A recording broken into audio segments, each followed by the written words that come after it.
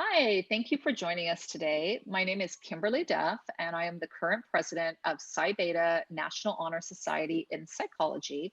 And I am so excited today to have our guest all the way from Singapore. Quan Ren Yeo has a master's degree in cyberpsychology. He's an international student, and he's going to be talking with us today. So, welcome, Quan Ren. Thank you so much for the invitation. I'm really happy to be here. Thank you. So, could you tell us a little bit about your education? So, where did you go to school and what did you study? All right. So, maybe I'd like to share a little bit about how found cyber psychology. And this was really, really a long journey. I think it started 7, 8 years ago. So I first started with my diploma in cybersecurity. So I studied things like programming, scripting, and I was also trained as an ethical hacker because they said, to fight hackers, you need to have the skills yourself, and you have to understand what they do. So as part of this diploma course, I was given the opportunity to do an internship at Interpol. So I was at Interpol headquarters in France for a summer. And when I was attached there, I remember this specific event after, an attacker launched a cyber attack at Interpol. He or she posted it on Twitter to brag about it. And right then I was thinking, why would you do something like that? You're leaving behind breadcrumbs on purpose for us to track you down, right? Is it because of pride, or is it because of more maybe a collectivistic culture? If I can do it, so can you. We are doing this together. I think the psychology behind hackers' actions really, really fascinated me so much. And after I graduated from the diploma course, I served in the military for 2 years. And this gave me time to really think about what I wanted to do. I think back then I was already accepted into the Singapore Management University to do information systems management. But I think after a year in the army, I thought, you know what, no, I think I want to do psychology instead. So I switched my career path to psychology then. So I did my bachelor's degree in psychological science at James Cook University. And I'm really, really happy to share also that I managed to participate in a conference, the Asia AASP, Asia Association of Psychology, Social Psychology, yeah. And the conference took place last year, July, in Taiwan. And I was also the designated chair of the session, Social Cognitions and Consumer Behavior. So I shared my undergraduate research at an international conference there, and it was really an exciting experience for me. Definitely, it was a little bit stressful. I think you have a whole room full of PhDs, and you were there just with a bachelor's degree, with the fielding of questions, and I feel like it was a really, really good experience to interact with other people as well, especially people at the top of their field, sharing things that I think there are things from neuroscience and how it affects psychology to sort of bridge that together. So that was in July last year. After that, in September, I went over to Nottingham to start my Master's of Science in Cyber Psychology. And I just graduated 2 months back at the end of September this year. Congratulations. Thank you. So that's exciting. So you already are sharing that you have a lot of experience. And so that kind of taught you what you might want to follow. And you have an education that spans across different continents.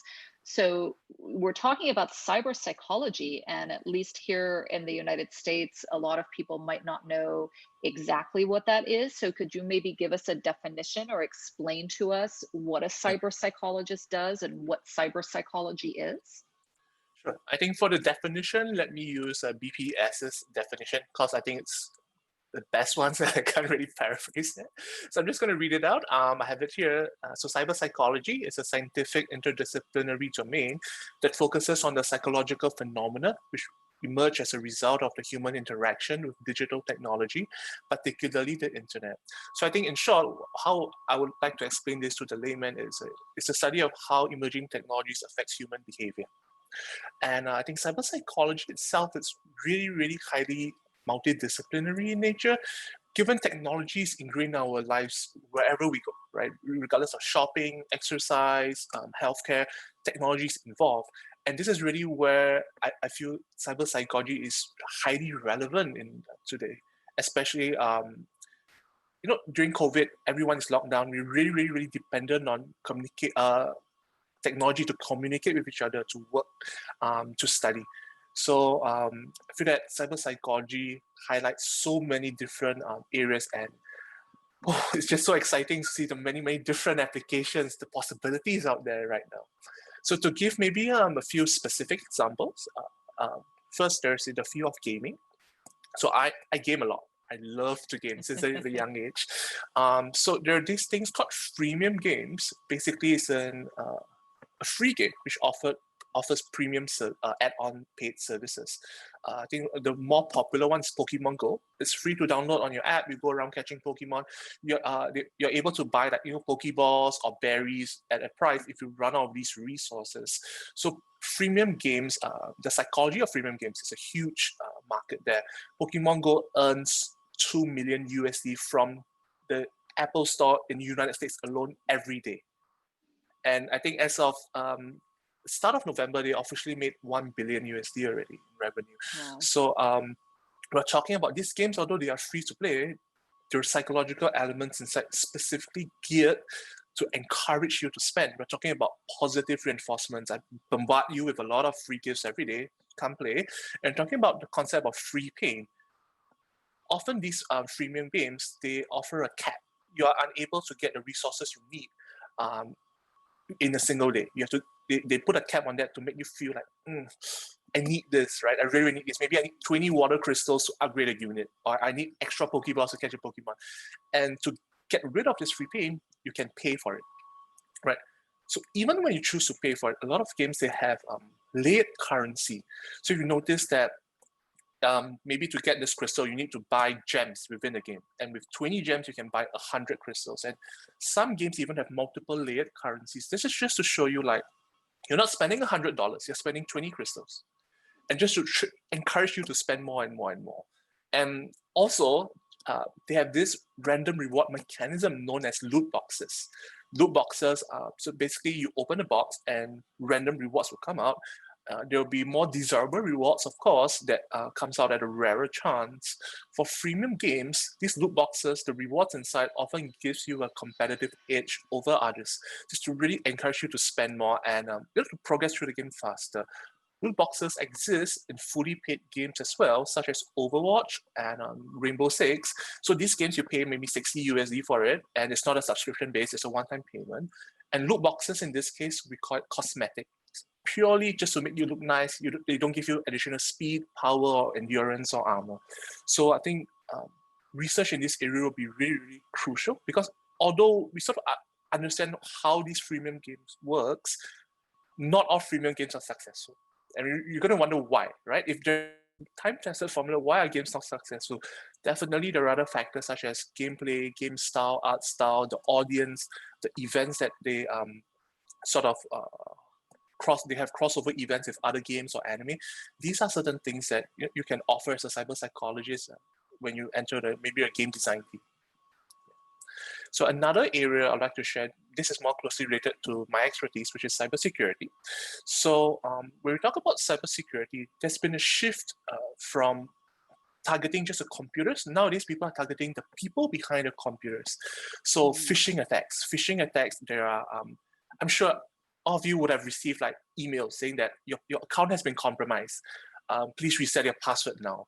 And then if you don't know what phishing attacks are, you click on the link, you go inside, and to reset your password, you have to enter your current login credentials and the new login credentials.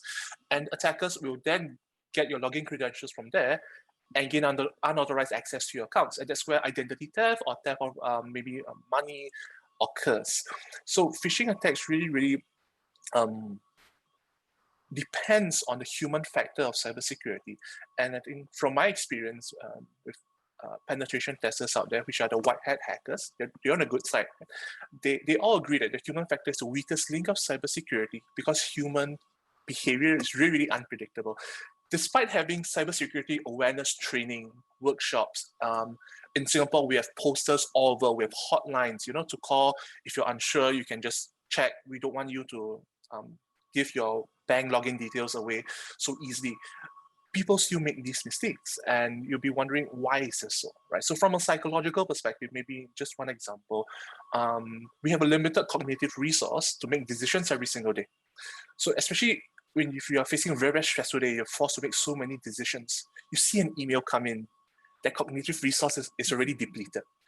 So very, very unintentionally, you click on something, and then, it could result in a phishing attack, or even worse, a ransomware attack, where, you download something onto the system and it spreads throughout the whole network. They lock your system, they encrypt the data. You can't access the data unless you pay for it. So I think this really, really highlights the importance of, understanding why we are still vulnerable to these attacks and what can be done to reduce the occurrences of such cybersecurity incidences.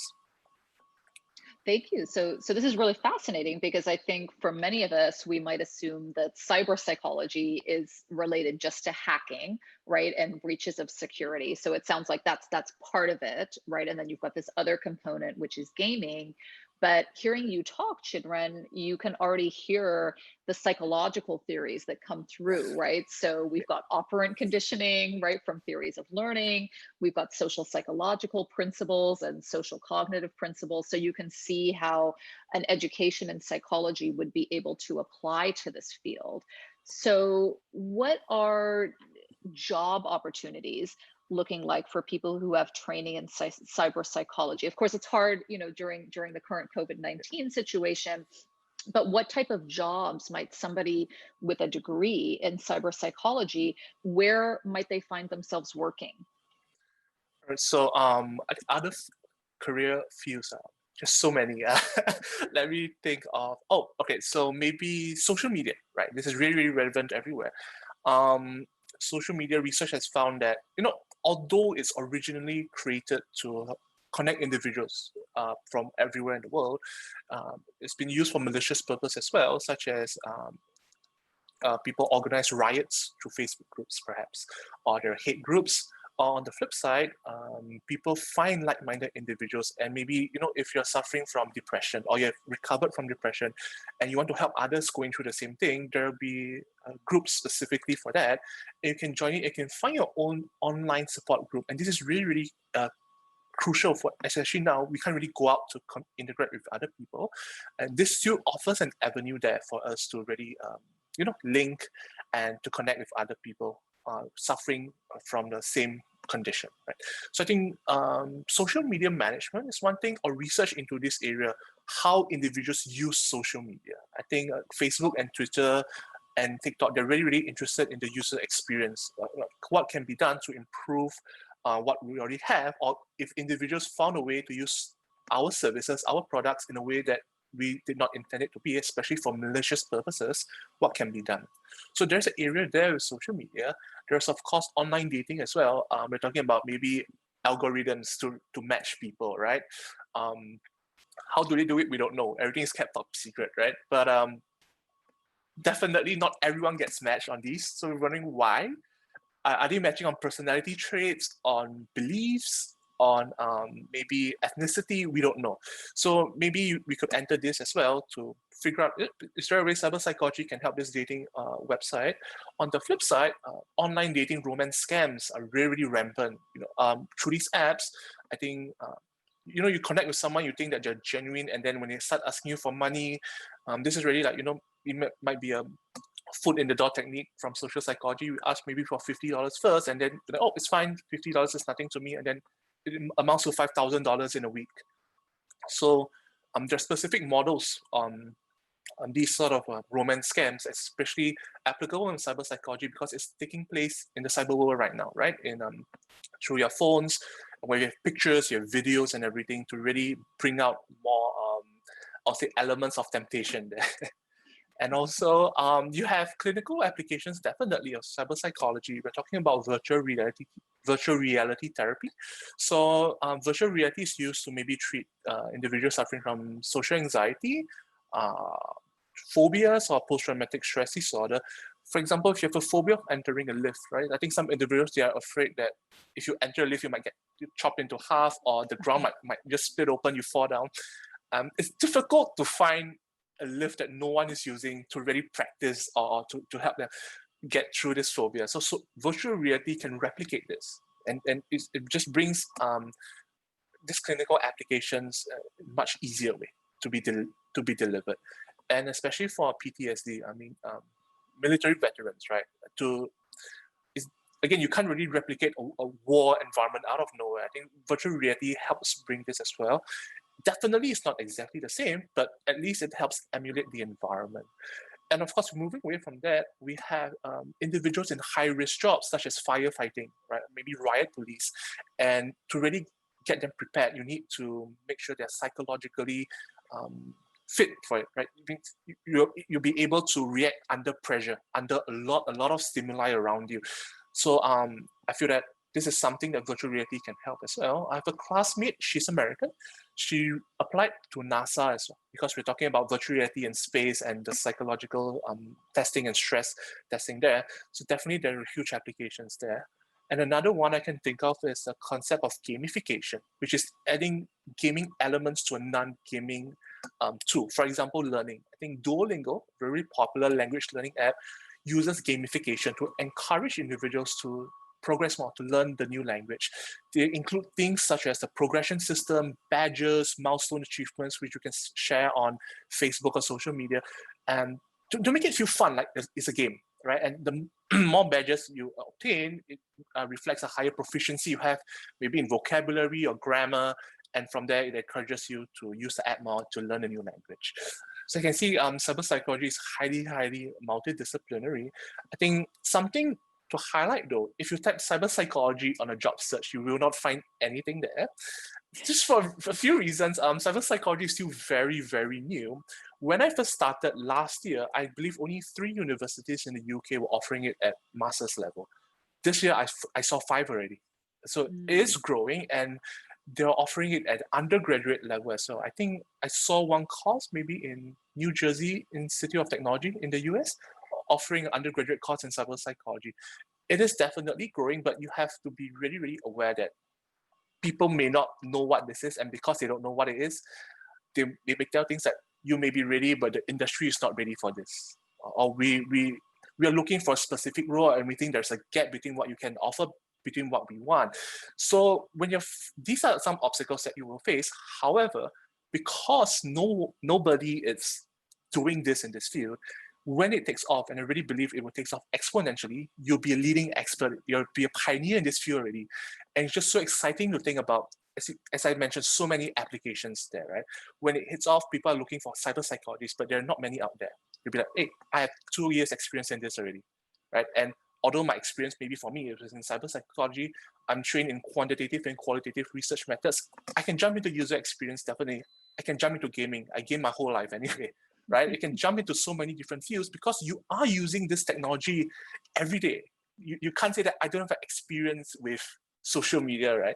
There are some people who don't use social media, granted, but most of the time you are on some sort of social media, be it for a professional level on LinkedIn, from a more personal capacity. And there's so many different social media apps being developed, and so TikTok, for example, allows you to share small snippets of videos, which offers a very different user interface and user interaction from Facebook. What are these implications of this, right? Are people able to use this for malicious purposes, or are people able to use this for educational purposes? This is really where you would come in and fill in the gaps of literature, and most importantly for cyber psychology, the applied value.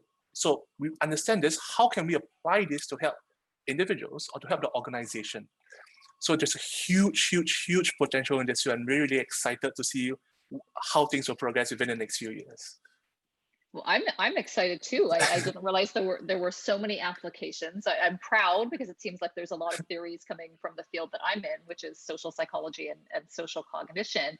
And it's important because, like you're saying, this is such a current discipline. So there are a lot of applications and a lot of emerging applications that maybe we're not even aware of yet, right? As the technology gets faster and more social media applications come out, and people become more dependent on the technology. So I think this is really exciting.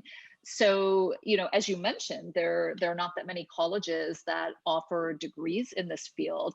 So if there was a student watching this interview today and they're getting excited, they love to game, they love the hacking aspect, they're constantly on their smartphone, what would be some advice that you have for an undergraduate student who might be interested in learning about more about cyber psychology as a career? What should they be doing now as an undergraduate?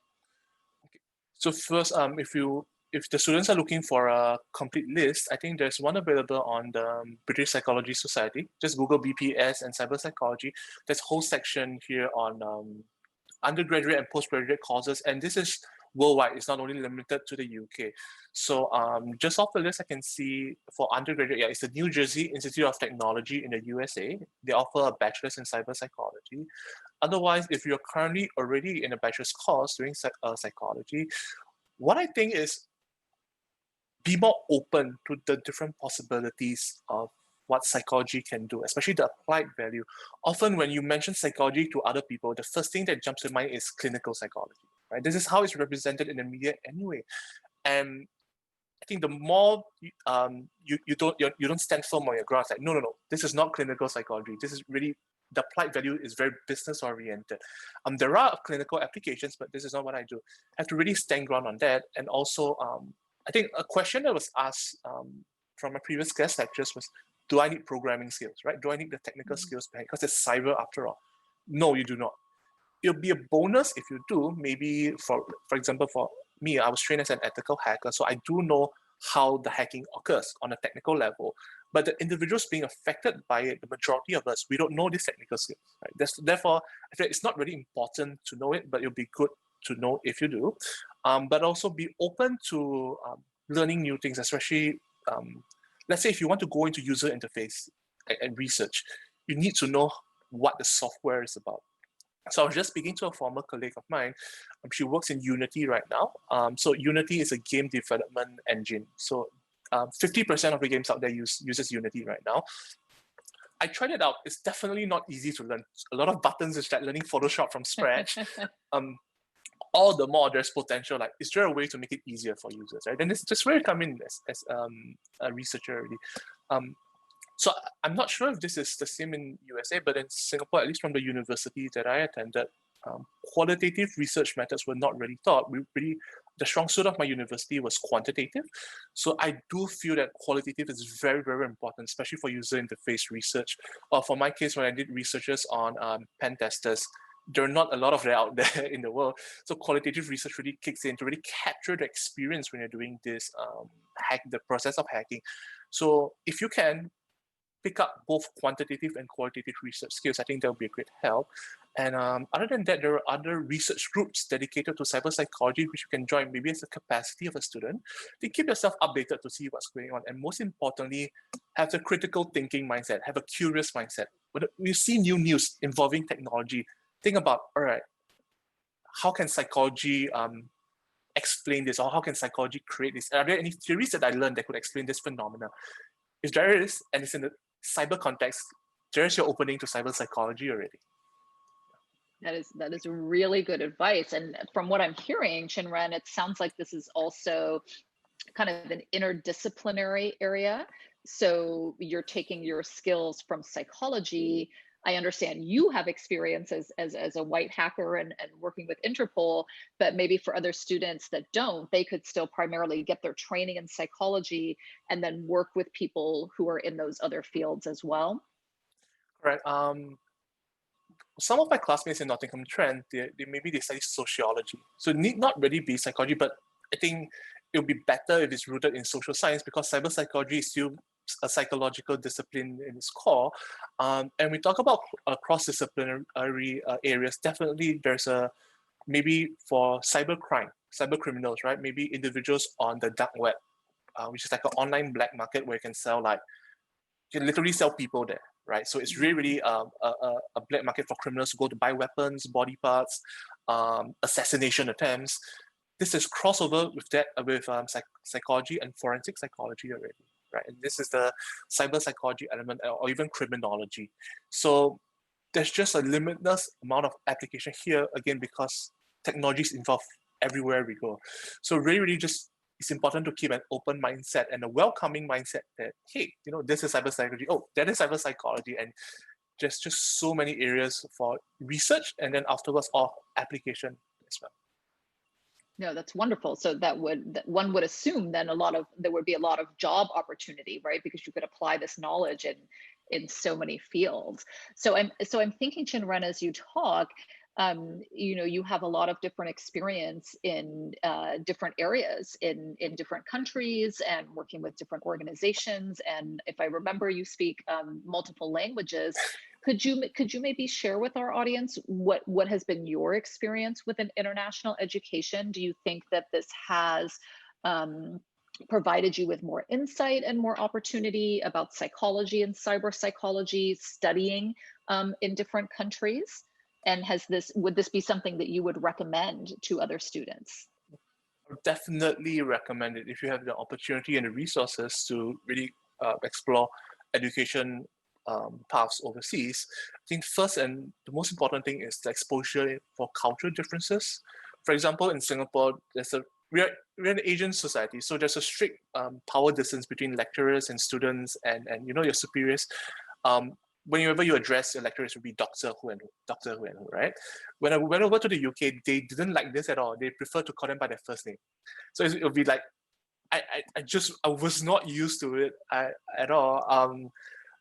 It was just strange to me, right? But I just realized that this is a way they interact. Things are a little bit more informal, but at the same time, I feel there are certain things you can discuss more openly, and I feel that this change of culture makes it perhaps a little bit more easier to communicate, especially with people in the West. I feel that you're more direct. There's definitely some individuals prefer the power distance there, but I think most of the time people are more friendly, they're more direct, and they're more approachable. And maybe in regards to cyber psychology, as I mentioned, it's not really known everywhere in the world. However, there will be still small groups of people from different parts of the world who are really, really interested in this for various purposes, right?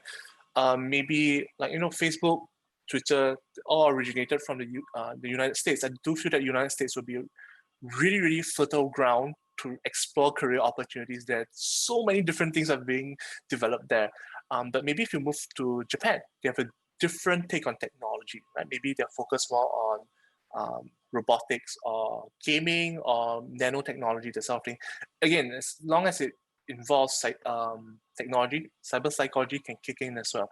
So maybe you'll be interacting, the human interaction experience between robots and individuals, right? Especially when they are inventing robots as waiters to replace humans already.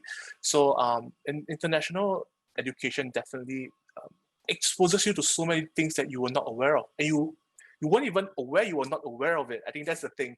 So when it hits you, you'll be like, oh, okay, I assumed that they will do things similar, but this is really, really different. And it just gives so much opportunity for growth already, and for acceptance, for looking things from a different perspective. And I'm certified in 5 languages. So when I speak in a different language, I feel that a different personality comes out as well. If I speak Japanese, I'll be more polite and be more pay more attention to the greetings and the terms I use, because there's formal and informal. It's a huge difference. Where I'm speaking French, even though there's formal and informal, it's a different sort of difference, and it's very direct, it's very quick, it's very sharp, right? So and then when I speak Spanish again, I just feel instantly happier. It's just a very, very cheerful language, and people are just a different part of me sort of comes out. So yeah, and the connections I made just working through at Interpol for the 4.5 months internship, I'm still keeping in touch with everyone. I mean, we have people in Pakistan, in Italy, in Germany, in Australia, and of course in France. We're still keeping in touch, and here and there we talk to each other, we catch up once in a while, and maybe if there are collaboration opportunities, we'll help each other out as well. So I think that itself is really, really priceless, and especially valuable when you go overseas for education opportunities. Well, that is wonderful to hear. You're inspiring me both to want to travel, but also to quickly change my passwords on all my social media. I'm very aware of that and the hacking that can occur. So I think this is a perfect place to end our interview. I think you will probably receive a lot of emails and questions and interest from students. This was a very exciting talk, and I have learned a lot. So I would like to thank Quan Ren Yeo again so much for joining us today. Thank you. Thank you. And I hope you all enjoyed the interview.